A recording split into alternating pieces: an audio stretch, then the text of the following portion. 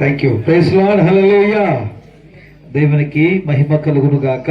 ప్రత్యేకముగా స్థానిక సంఘ కాపరైనటువంటి దానిలయ్య గారికి మా హృదయపూర్వకమైన వందనాలను చెల్లిస్తూ ఉంటున్నాను. అలాగే వేదికలకు ఇచ్చినటువంటి సేవకులను బట్టి ప్రత్యేకంగా ఈ కుటుంబీకులకు కూడా వందనాలు. చేరి వచ్చిన మీ అందరూ కూడా వందనాలు చెల్లిస్తున్నాం.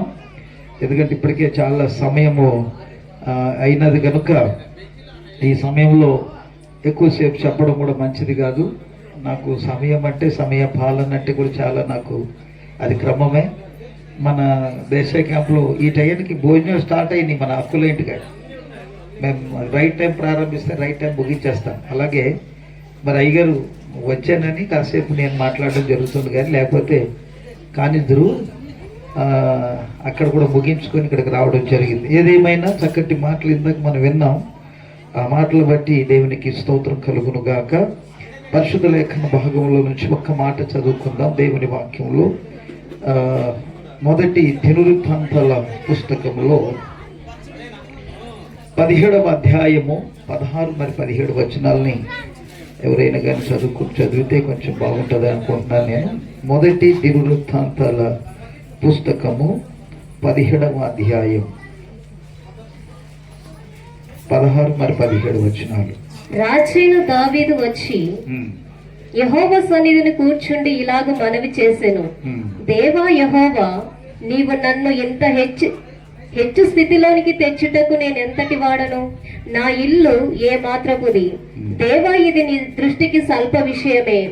దేవా యెహోవా, నీవు రాబోవు బహుకాలము వరకు నీ సేవకు నీ సంతతిని గూర్చి సెలవిచ్చి మనుష్యునితో మనుష్యుడు మాటలాడునట్లు దయపాలించి నాతో మాటలాడి నా సంతతి ఘనత చెందుదునని మాట ఇచ్చి ఉన్నావు. చాలమ్మా, దేవునికి స్తోత్రం. దేవుని వాక్యంలో నుంచి చదవబడినటువంటి మాట, నా ఇల్లు గురించినటువంటి సందేశము. ఇందాక మనం చదువుకున్నాం 127వ కీర్తనలో యెహోవా ఇల్లు కట్టించిన దాన్ని కట్టువారి ప్రయాసమర్థం.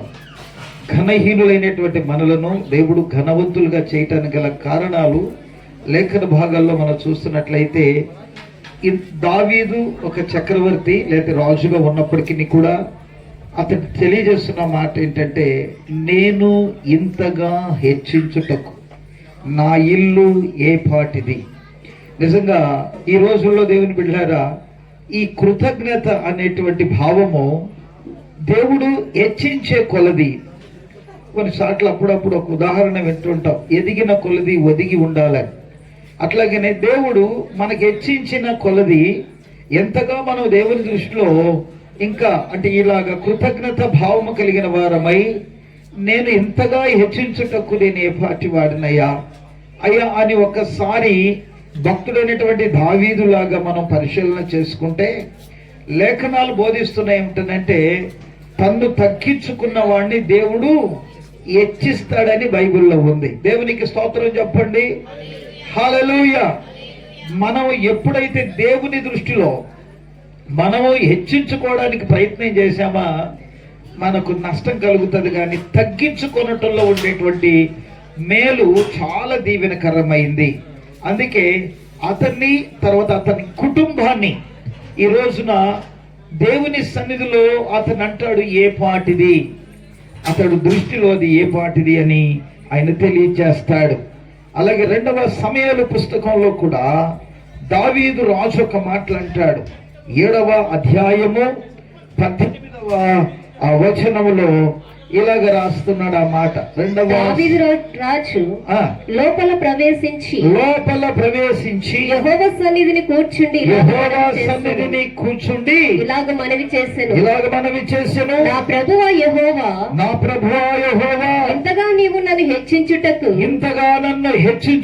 నేనెంతటి వాడను, నా కుటుంబము ఏ పాటిది. కుటుంబము మరొకసారి దేవుని సన్నిధిలో జ్ఞాపకం చేస్తున్నా. మనము దీవించబడుచున్నాము, మనం ఆశీర్వదించబడుచున్నాము.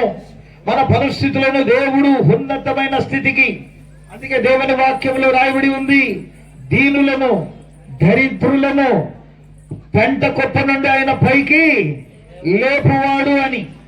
ఫస్ట్ నేను ఇక్కడికి వచ్చినప్పుడు అప్పుడు చిన్న జమ్ము రేకుల షెడ్ లో ఉండేది. ఆ స్థలంలో కూడా మేము ఆరాధించాం. అంతకుముందు కూడా నేను చాలా సంవత్సరాల నుంచి ఇక్కడికి నేను వచ్చేవాడిని, వెళ్ళేవాడిని. ఏదేమైనా దేవుడు రాజుని, వారి కుటుంబాన్ని ఒక ఉన్నతమైన స్థితికి హెచ్చించి ఈ స్థితిలో ఒక మంచి ఇల్లు కట్టుకోవడానికి, ఎందుకంటే దేవుని వాక్యంలో రాయబడి ఉంది, ఇతను చెప్పాడు ఏమంటాడంటే, ఇంతగా నన్ను నీవు హెచ్చించుటకు నేను ఏ పాటి వాడను. అంటే దేవుడు హెచ్చిస్తే మనం ఏ పాటి వాళ్ళమని మనం అనుకోవడంలో తప్పేమీ లేదు. కానీ కొన్నిసార్లు మనం గమనిస్తే మనము మనకున్న దేవుడిచ్చిన వాటిని బట్టి అతిశయపడకూడదు. దేవుని వాక్యముల నుంచి ఇంకొక విషయం తెలియజేయడానికి ఇష్టపడతాను. ద్వితీయోపదేశ కాండం 8వ అధ్యాయములో ఒక విషయాన్ని నేను మీకు పంచుకుంటాను. ద్వితీయోపదేశ కాండము 8వ అధ్యాయములో లేఖనాలు మనకు తెలియజేస్తాయి. ఆ మాటను ఒకసారి పరిశీలన చేసుకుందాము. 12వ వచనము కాని చదువుకుందాం. మంచి ఇల్లు కట్టించుకొని వాటిలో నివసింపగా నీ పశువులు నీ గొర్రె మేకలను వృద్ధి అయి నీకు వెండి బంగారములు విస్తరించి నీకు కలిగినదంతయు వర్ధిల్లినప్పుడు. అలాగా దేవునికి స్తోత్రం చెప్పండి గట్టిగా హల్లెలూయా. దేవుడు ఏం చెప్తున్నాడు ఇక్కడ? మోషే ద్వారా దేవుడు ఈ కాండాలను రాసేటప్పుడు ఆ ఇశ్రాయేలుతో చెప్తున్న మాట ఏంటంటే, మీరు ఎలాంటి ఇల్లు కట్టించుకోవాలంటున్నాడు? మంచి ఇల్లు కట్టించుకోవాలి, దాంట్లో మీరు నివసించాలి. ఆ తర్వాత ఆయన చెప్పిన మాట ఏంటంటే, నీకు కలిగినదంతయు, అంటే కలిగినదంటే మనకు ఆ రోజుల్లో ఉండేటువంటి పనులయ్యి, అంటే ఆ రోజుల్లో గొర్రెలు, మేకలు, పశువులు, అవి వారి ఆస్తి సంపాదన. మరి ఈ రోజుల్లో రకరకాలైన బిజినెస్లు, వ్యాపారాలు, రకరకాలైనటువంటి పనులు, ఇవన్నిటిలో కూడా మనం ఏమవ్వాలంటుంది వాక్యం అంటే, అభివృద్ధి చెందాలి అంటుంది. దేవునికి మహిమ కలుగును గాక. మనం అభివృద్ధి చెందాలి, ఆశీర్వదించబడాలి. ఇంకొక మాట కూడా చెప్పాడు, నీకు ఎండి బంగారములు విస్తరించినప్పుడు, అంటే ఇవన్నీ కూడా వాళ్ళు నీకు విస్తరించబడతాయి. కొన్నిసార్లు కొంతమంది అంటండి, కొన్ని బంగారం చూసి అతిశయపడతారట. ఈ బంగారాల వలన ఈరోజు ఎంత ప్రమాదం ఉన్నదో మీకు తెలుసు, ఎంత ప్రమాదమో మనకు కూడా తెలుసు. కానీ ఆ బంగారం కోసం ఎంత ప్రయాసపడుతున్నాడో మనిషి, ఆ బంగారాలు ఆభరణాల కోసం, విలువైన వాటి కోసం ఎంతో ప్రయాసపడుతున్నాడు. కానీ అవి ఏవి కూడా మనతో ఉండవు. కానీ ఇక్కడ చెప్తుంది ఏంటంటే, వాటిని కలిగి ఉండండి, మంచిది. కానీ వాటిని బట్టి కదా, కింద నేను ఎందుకు ఆ మాట చదివించట్లేదు మీకు గుర్తుపెట్టుకోవాలి అంటే అంటాడు, ఇవన్నీ కలిగి నీవు వర్ధిల్లినప్పుడు నీ మనస్సు మదించి అనే మాట ఉంటుంది. అక్కడ ఉందమ్మా మాట. ఏమంట? ఏం మదించి అంటే, కొన్నిసార్లు మనస్సు మదించి, ఇది చాలా ఘాటైన మాట. ఈ మనస్సు మదించి అనే మాట ఇంకొక భాషలో చెప్పాలంటే డానియేల్ గారు బాధపడతారేమో. ఆయనదేముంది నాదేముంది అంటాడు ఆయన. హల్లెలూయా. కలిగినవన్నీ వర్ధిన మనస్సు మదించి అంటే అర్థం ఏంటి చెప్పండి? మీకు తెలిసిన భాషలో చెప్పండి, ఫోన్ చూద్దాం. కలిగినప్పుడు, మీకు అన్ని వర్ధిల్లినప్పుడు మీ మనస్సు మదించి. ఒకప్పుడు ఏంటంటే, కొంతమంది లేని స్థితిలో ఉన్నప్పుడు ఏంటంటే చాలా దేవుని కోసం ఏదో ఒకటి చేయాలనుకుంటారు, దేవుని కోసం ప్రయాసపడనుకుంటారు. రాత్రి పగలు సేవకులు కూడా సంఘముతో కలిసి చాలా చక్కగా ప్రవర్తిస్తారు. కొన్ని సందర్భాలు వృద్ధి అయినప్పుడు కొంతమంది ఏం చేస్తారో తెలుసా? మీరే కాదు, ఒక ఆమె ఉండేది మా ప్రాంతంలో, అంగన్వాడీ టీచర్ కోసం ప్రార్థన చేయమనేది. పోస్ట్కి వేసుకున్నాను పాస్టర్ గారు, ప్రార్థన చేయమనేది. ప్రార్థన చేశాం. చాలా తర్వాత ప్రార్థన విని దేవుడు ఆమెకు పోస్ట్ ఇచ్చాడు. పోస్ట్ ఇచ్చాక చర్చి మానేసి ఆమెనంటారు ఏంటండి? హల్లెలూయా. పోస్ట్ వచ్చాక చర్చి మానేసింది. ఇప్పటికైనా వస్తుందంటే సరిగా రాదు. ఎందుకో తెలుసా ప్రియులారా? అంటే ఆమెకు కావలసింది వచ్చేసింది, అందుబట్టి రాట్లా. నేను చెప్తున్నా, ఈ స్థలంలో కూర్చున్న మీ పరిస్థితులు కూడా దేవుడు మార్చాలి. హల్లెలూయా. మీకు కూడా చాలా పేదరికములో ఉంటే మీ పరిస్థితులు కూడా దేవుడు మార్చడానికి సమర్థుడే. నమ్మిన వాళ్ళు గట్టిగా వెళ్ళి చెప్దామా? యేసు ప్రభు ఏదో ఇక్కడ రాజును కూడా దీవించాడని కాదు, డానియేలు గారిని ఒకటి దీవించాడని కాదు. యేసు ప్రభు అందరికి దేవుడు. హల్లెలూయా. ఆయన అందరిని ప్రేమించేవాడు, అందరి కోసం వచ్చాడు, ఒకరి కోసం రాలేదు. ఆయన ఈ ప్రపంచానికి రక్షణ భాగ్యం ఇవ్వటానికి ఆయన ఈ లోకమునకు ఉద్భవించిన దేవుడు. ఆయన ఏదో ఒక్కరి కోసం వచ్చిన దేవుడు కాదు. నీ పరిస్థితి ఎలాంటిదైనను నీ మంచి ఇల్లు కట్టించుకోవడానికి నీకు ఆయన సహాయం చేస్తాడు. నీవు ఎండి బంగారములు కలిగి నీవు అభివృద్ధి చెందడానికి ఆయన నీకు సహాయం చేస్తాడు. నీ అప్పుల్లో ఉండే పరిస్థితులు దేవుడు నిన్ను విడిపిస్తాడు.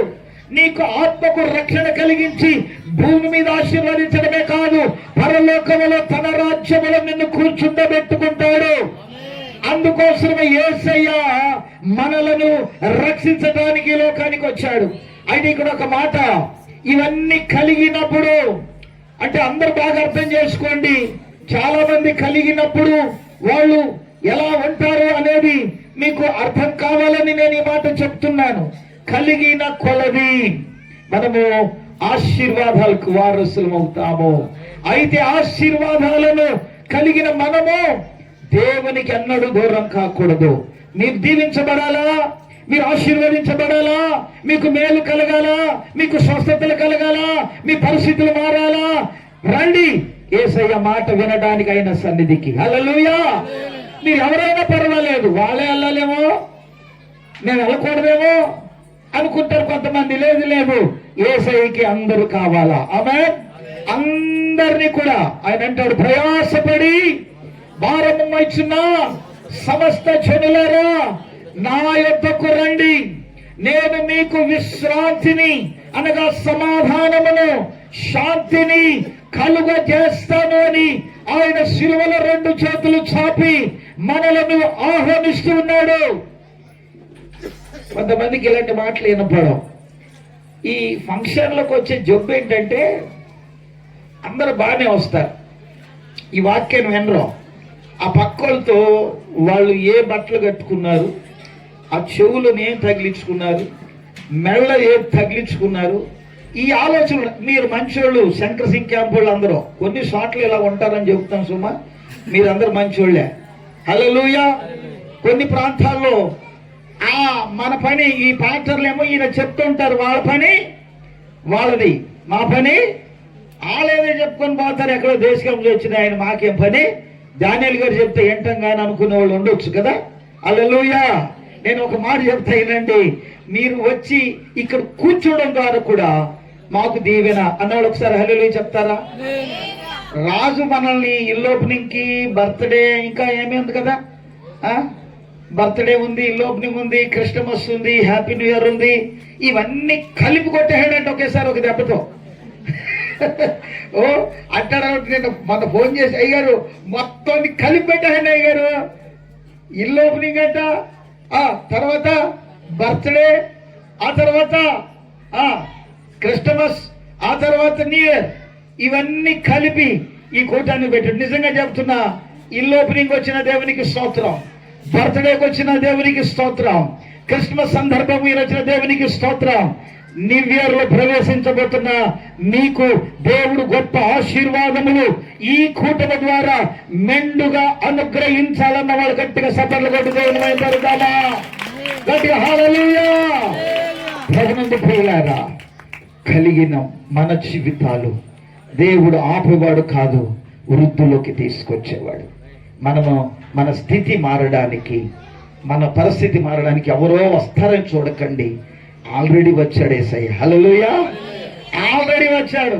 నీ బురదలో పడిన నీ జీవితాన్ని, గుడ్డలో పడిన నీ జీవితాన్ని, అమ్మా నీ యొక్క పడిపోయిన బ్రతుకులను బాగు చేయడానికి ప్రభువారు 2025 సంవత్సరాల క్రితం ఈ లోకానికి ఉద్భవించిన దేవుడు.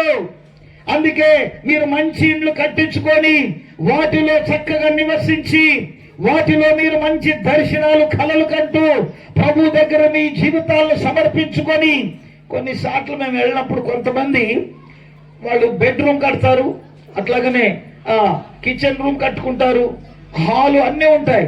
కానీ మనం కొంతమంది మన క్రైస్తవ కుటుంబాలలో వాళ్ళు సపరేట్ ఒక ప్రార్థన గదిని కూడా కట్టి వాళ్ళు ఉంటారు. ఎందుకో తెలుసా? ఆ ఇల్లు ఎలాగైతే మాకుంటుందో అలాగే నా ప్రభు కూడా ఉండాలనే భావం. హల్లెలూయా! ఎంత మంచి సంతోషం అండి అది. వాళ్ళు ఇంటి వాళ్ళకు మాత్రమే కాదు, అంటే ప్రభు అక్కడ ఉంటారని కాదు, మనం ఒకవేళ అక్కడ ఉన్నప్పుడు ఆ ప్రత్యేకించబడిన స్థలములోకి వెళ్ళి మనం మోకరించి ప్రార్థన చేసినప్పుడు ఎంతగానో సంతోషం కలుగుతుంది. హల్లెలూయా! సరేలే, ఆ ఇంట్లో ఇల్లు లేకపోయినా, ఆ ఇంట్లో ప్రార్థన గది లేకపోయినా పర్వాలేదు, దేవునికి స్తోత్రం. మరి ఏమి ఉండాలయ్యా అంటే, యేసయ్యకి మీ హృదయంలో కాసంత స్థలం ఇవ్వండి చాలు. మీ హృదయంలో ఆహ్వానించండి, యేసయ్య నాలో రండి. ఇది నిజమైన గది.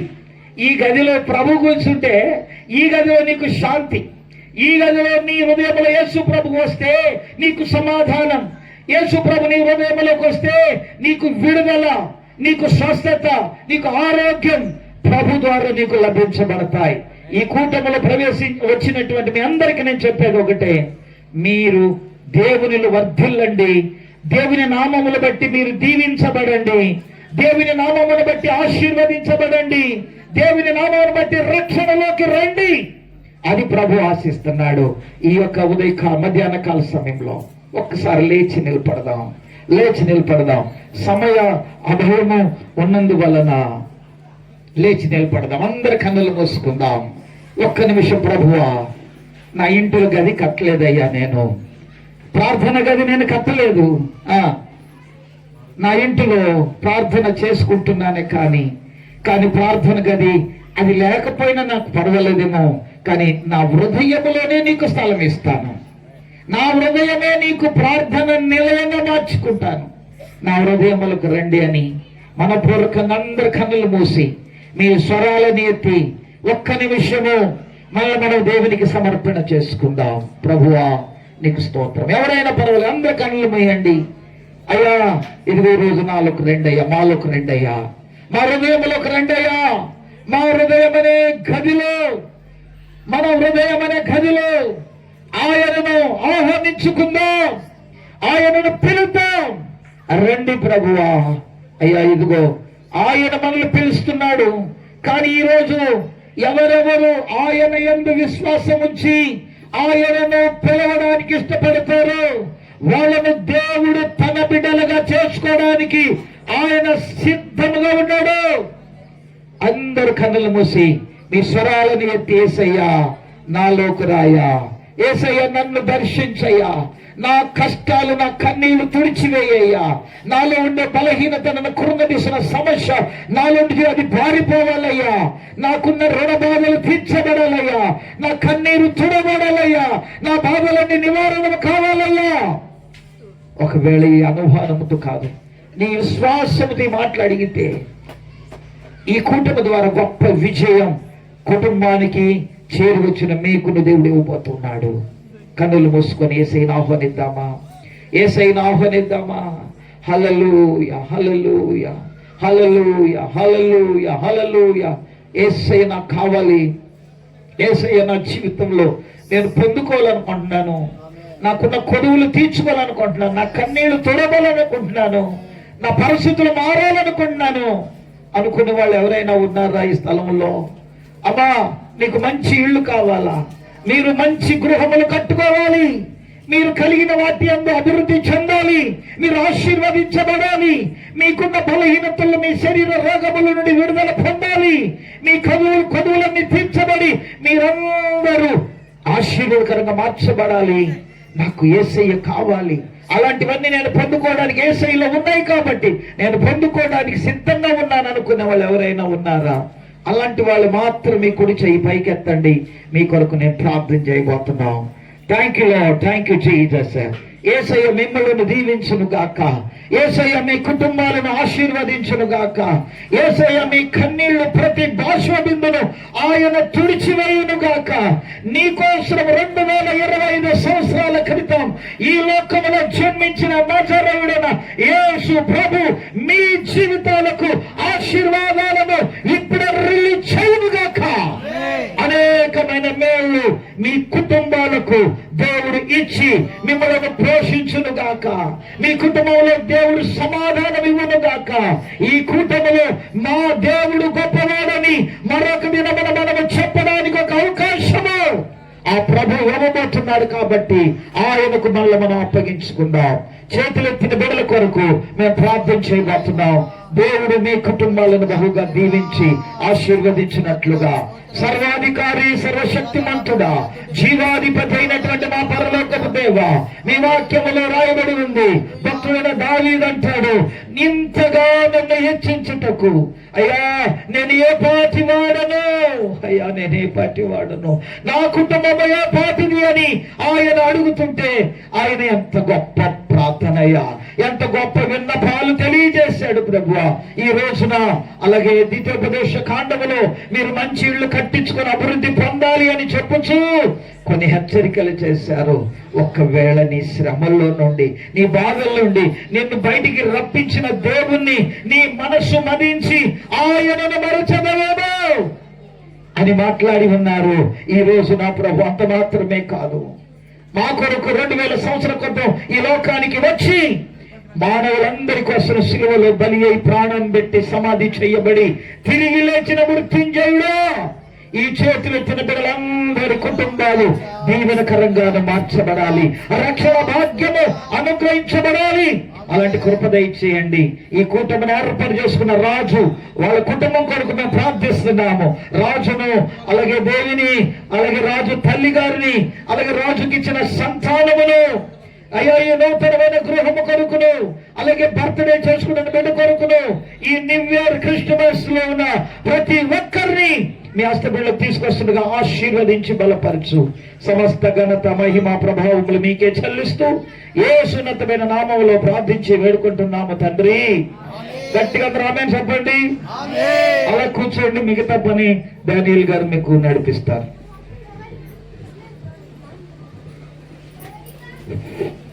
కూర్చుందాం. మరి ఈరోజు చక్కటి 3 వర్తమానాలు దైవ సేవకులు ద్వారాగా మనం వినడానికి ప్రభు సహాయం చేశారు. ఇలాంటి యొక్క మంచి ఆలోచనలు దైవజనుల ద్వారాగా మనం వింటూ ఉన్నాం. వాక్యం రాయబడింది, ఆలోచనకర్తలు అనేక మంది ఉండటం శ్రేష్టకరం అని రాయబడింది. కనుక వారి ద్వారాగా ప్రభు మనకి ఇచ్చిన ఆలోచన బట్టి దేవుని స్తుతిస్తున్నాం. మనం ఈ సమయంలో పాట పాడుకుందాం, కేక్ కట్ చేసుకుందాం. మరి ఈరోజు ఆదివారం కాబట్టి చర్చలు జరగవలసిన ఆరాధనకి పెట్టాం కాబట్టి కానుకలు పట్టుకుందాం. మనందరం కూడా మీకు కలిగిన వాటిలో కానుకలు సమర్పించండి. ఈరోజు ఆదివారం కనుక మరి కానుకలు బట్టి వారు ముందుకు వస్తారు. పాట పాడుకుందాం, దాని తర్వాత కేక్ కట్ చేసుకుందాం. దాని తర్వాత నెల్లూరు నుంచి వచ్చిన మెహబూబ్ నగర్ తర్వాత ఇప్పుడు కాదు, చాలా స్పీడ్ ఉన్నట్టు మనోడు. కేక్ కట్ చేసిన మైక్ నీకే, ఇంకా సాయంకాలం పడేసేయండి. కానుకలు సమర్పించుకుందాం. ఈరోజు ఆదివారం కాబట్టి సెకండ్ తర్వాత కేక్ కట్ చేసుకుందాం, బర్త్డే కేక్ కట్ చేసుకుందాం. దాని తర్వాత మరి మెహబూబ్ నగర్ నుంచి వచ్చిన బ్రదర్ ఉన్నారు, మంచి పాటలు పాడి దేవునామాన్ని పరుస్తారు.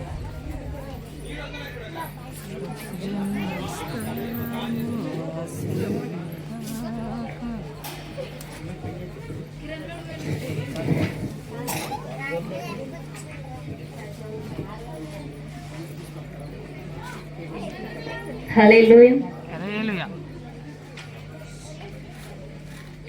రాజా నీ సన్నిధిలోనే ఉంటానయ్యా, మనసారా ఆరాధిస్తూ బ్రతికేస్తారయ్యా.